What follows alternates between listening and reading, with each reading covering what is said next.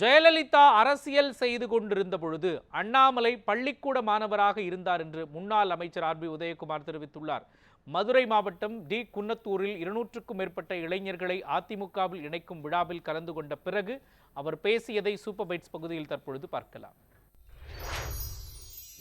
அம்மாவுடைய அடையாளத்தை நீங்க சொல்லுகிற காரணத்தினால அதை சொல்லுவதற்கு உங்களுக்கு எந்த தார்மீக உரிமையும் இல்லை.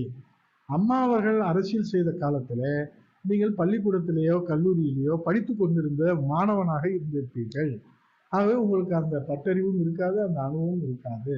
ஆகவே நீங்கள் வம்பு வழக்குகளை நீங்கள் இழுப்பது என்பது, அதன் மூலமாக விளம்பரம் தேடுவது என்பதும், அதன் மூலமாக உங்கள் பாப்புலாரிட்டியை வளர்த்துக் கொள்வதாக நீங்கள் நினைப்பதும், இந்த நாடாளுமன்றத்திலே உங்களுக்கு கிடைக்கக்கூடிய மக்கள் அளிக்கக்கூடிய தீர்ப்பிலே உங்களுக்கு கிடைக்க போற அந்த மதிப்பெண்ணிலே நீங்கள் நேரத்தையும் காலத்தையும் வீணடித்து விட்டோம் என்று உணர்கிற காலம் 4ஆம் தேதி என்பதை நீங்கள் பொறுத்திருந்து, இன்றைக்கு அவர்கள் உளறிய உளறல், அவர்கள் வம்பிழுத்தது, அவர்கள் பேசிய பேச்சு ஆணவத்தின் உச்சம், அகம்பாவத்தின் உச்சம், தலைக்கணத்தின் உச்சம். அவர்கள் எந்த மக்கள் செல்வாக்கையும் பெறவில்லை. அவர்களுக்கு முட்டை மதிப்பெண் தான் இந்த மக்கள் தீர்ப்பளித்திருக்கிறார்கள் என்பதை 4ஆம் தேதி அவர் உணரக்கூடிய நாள் வெகு தொலைவிலே இல்லை.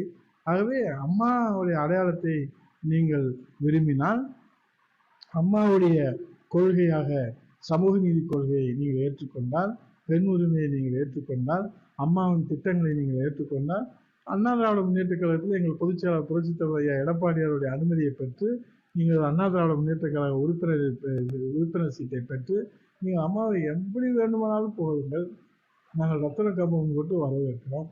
ஆனால் நீங்கள் பாரதிய ஜனதா கட்சியில இருந்து நீங்கள் சொல்வது என்பது சாட்சாத் பட்டவர்த்தனமாக அரசியல் உள்நோக்கம் என்பது அரசியலுடைய காரணங்களுக்காக நீங்கள் சொல்கிறீர்கள் தவிர மனதார நீங்கள் பாராட்டவில்லை. உங்களுக்கு பாராட்டவும் மனம் இருக்காது. ஏனென்றால் 2 வருடத்திலே நீங்கள் 200 வருடத்த அனுபவத்தை பெற்றதை போல ஒரு தோரணையை மாயத்தோட்டத்தை நீங்கள் ஏற்படுத்தியிருக்கிறீர்கள். 2 வருட காலமும் இந்த 3 வருட காலமும் நீங்கள் அரசியலிலே உங்கள் நேரத்தை வீணடித்து விட்டீர்கள் என்பதை இந்த தமிழக மக்கள் வழங்கப் போகிற தீர்ப்பின் மூலமாக மாண்புமிகு நம்முடைய அருமை சகோதரர் அண்ணன் அண்ணாமலை புரிந்து கொள்கிற காலம் வெகு விரைவில் இருக்கிறது என்பதை தெரியும்.